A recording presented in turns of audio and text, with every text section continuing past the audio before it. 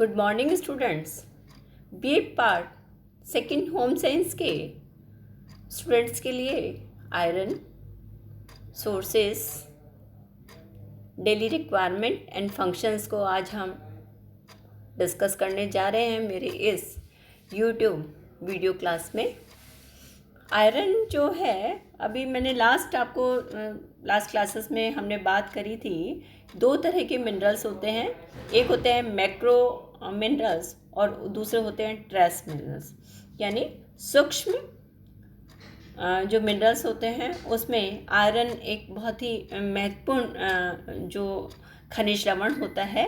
और जैसे मैंने पहले भी बताया है कि कार्बोहाइड्रेट, प्रोटीन और वसा के अलावा जो दूसरे रासायनिक तत्व होते हैं वो भी हमारे शरीर में कुछ अल्प मात्रा में उपस्थित रहते हैं, लेकिन ये हमारे शरीर की विभिन्न क्रियाओं के लिए अनिवार्य होते हैं। और खनिज लवण उसमें से एक महत्वपूर्ण होता है। पूरा जो हमारा बॉडी वेट होता है उसका 4% जो भाग होता है वो खनिज लवण का ही बना होता है।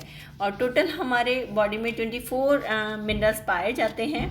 खनिज लवण ट्रेस जो एलिमेंट्स होते हैं, ट्रेस जो मिनरल्स होते हैं, उसमें एक महत्वपूर्ण जो होता है आयरन होता है।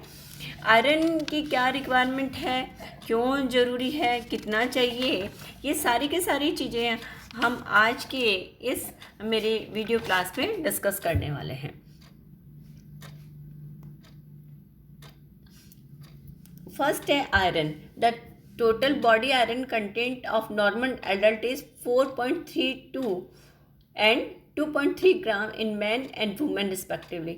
यानी आयरन जो होता है वो एक बहुत ही महत्वपूर्ण खनिज तत्व होता है।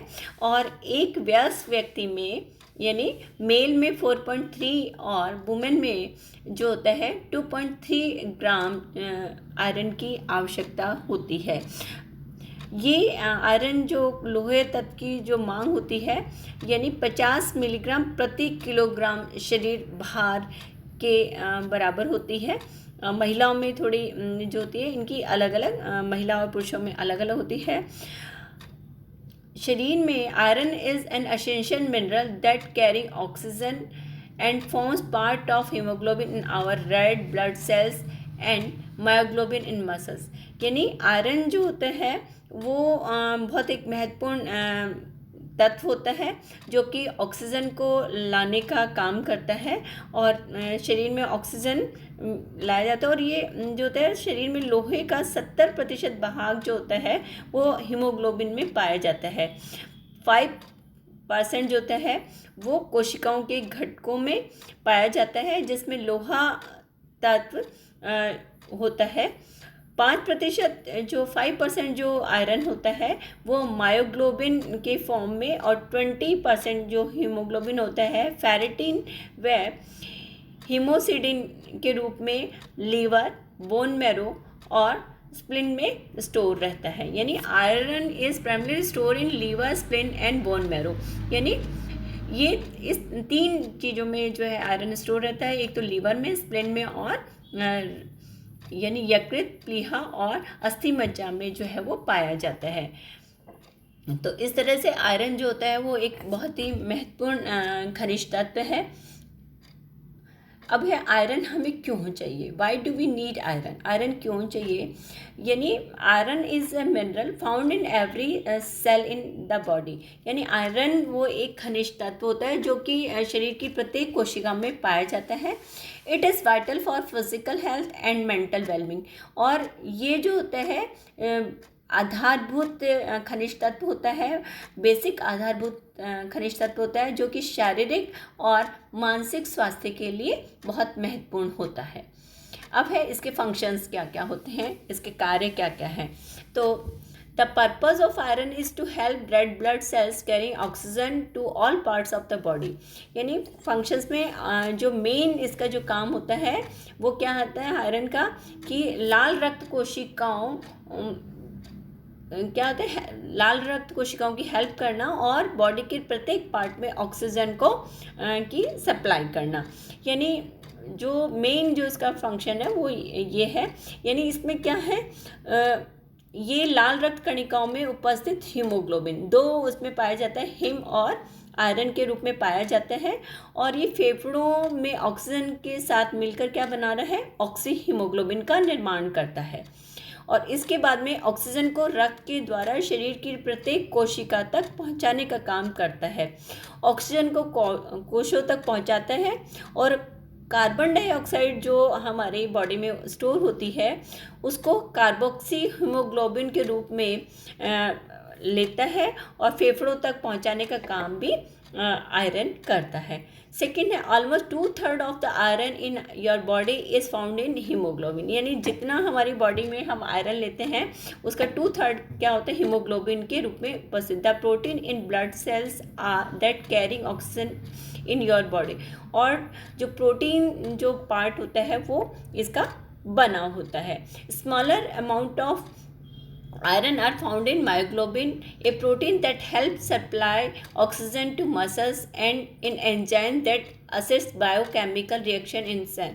कुछ मात्रा जो होती है आयरन की वो मायोग्लोबिन लोह तत्व जो कि प्रोटीन, मायोग्लोबिन क्या है, आयरन और प्रोटीन से बना एक यौगिक होता है, कंपाउंड होता है, और ये मांसपेशियों में पाया जाता है और ये भी कुछ मात्रा में ऑक्सीजन को स्टोर करता है। और ये जो हमारी सेल्स होती हैं, कोश होते हैं, उनकी ऑक्सीजन की ज़रूरत को पूरा करने के का काम करता है। नेक्स्ट जो हीमोग्लोबिन जो होता है या आयरन जो होता है ये कोलेजन संश्लेषण, इम्यूनिटी बूस्टअप का काम करता है। और लीवर में जो हम मेडिसिन्स वगैरह जो भी आप दवाइयाँ खाते हैं उसका जो नेगेटिव इफ़ेक्ट होता है, नकारात्मक प्रभाव होता है, उसको ख़त्म करने का भी काम करता है। एक और जो काम है आयरन का, आयरन कुछ विकार जैसे कैटालेस, जैंथ्रिन, ऑक्सीडेज व साइटोक्रोम का एक अभिन्न अंग होता है जो कि कुछ विकारों की क्रिया के लिए ये कोफैक्टर के रूप में कार्य करता है।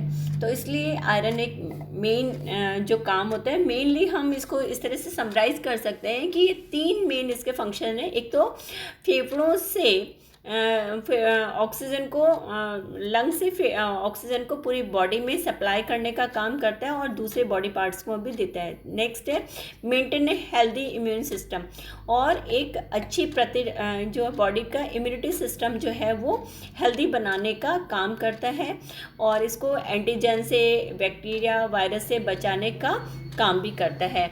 और नेक्स्ट है एडिंग एनर्जी प्रोडक्शन, जैसे आयरन जो होता है मैंने जो अभी बताया, बॉडी को एक जो है कुछ भी जो हमारे कैटालिस्ट हैं या जो भी हमारे जो इस तरह के एंजाइम्स में जो पेरोडॉक्साइड, कैटाक्रोम एंजाइम, और इनमें जो है इनके साथ में मिलकर जो है ये बॉडी में जो बेकार या विकार जो होते हैं उनको बाहर निकालने का काम भी ये आयरन करता है। तो यानी 3 हो गए, इम्यून सिस्टम, फिर ऑक्सीजन सप्लाई का काम, और जो है बॉडी में एनर्जी प्रोडक्शन का काम भी आयरन के द्वारा किया जाता है।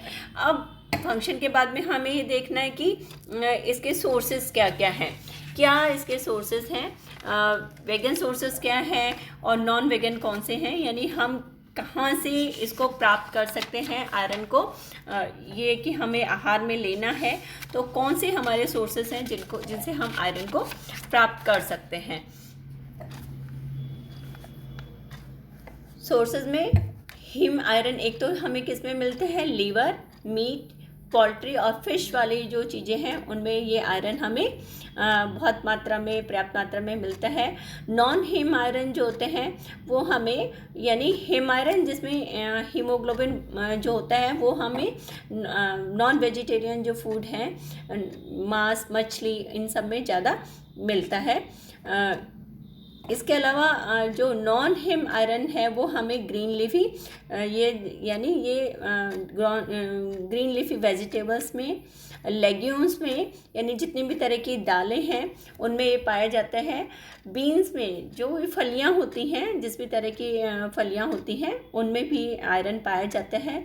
सीरियल्स यानी अनाज में पाया जाता है और दूध में भी ये पाया जाता है। ज़्यादातर जब हम आयरन की बात करते हैं, जैसे ग्रीन लीफी वेजिटेबल जैसे पालक, मेथी, बथुआ, धनिया, मूली की पत्ती, यानी जो भी ये सारे के सारे बहुत अच्छे आयरन के सोर्सेस होते हैं। यानी यह मिट्टी, जल, पेड़ और जंतुओं में पाया जाता है और जो भी हम फूड सोर्सेस प्राप्त करते हैं उनमें सभी में ये पाया जाता है। पानी, दूध, अंडा, मछली में भी ये पाया जाता है। वहाँ फ्लोरीन कम मात्रा में होता है, इसलिए इसकी जो है अलग अलग क्वांटिटी हर फूड स्टफ में इसकी अलग अलग मात्रा पाई जाती है। इसके अलावा गुड़ है। गुड़ एक बहुत अच्छा, बाजरा जो है एक बहुत अच्छा आयरन का सोर्स है और जो कि इजीली, सस्ता और आसानी से उपलब्ध फूड है, जिसमें हमें बहुत मात्रा में आयरन मिलता है। अब डेली रिक्वायरमेंट कितनी होती है, दैनिक आवश्यकता पर व्यक्ति को कितना आयरन जो है वो चाहिए होता है। जैसे इसमें बच्चे, women, pregnant women, lactating women और मैन, सबकी अलग अलग जो है दैनिक आवश्यकताएं होती हैं।